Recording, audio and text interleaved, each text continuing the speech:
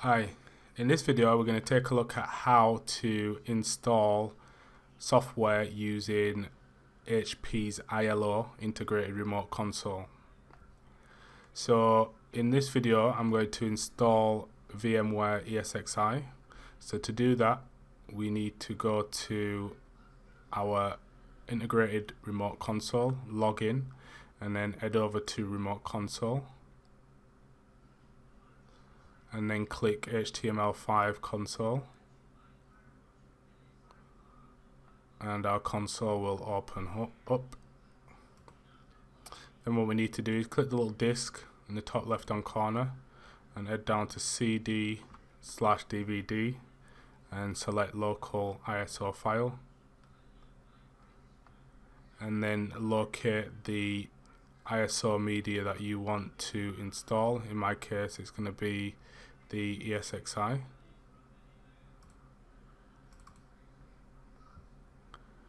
And then once you've done that, you can go to your server power under power management, and then if we just do a reset, the system will now reboot.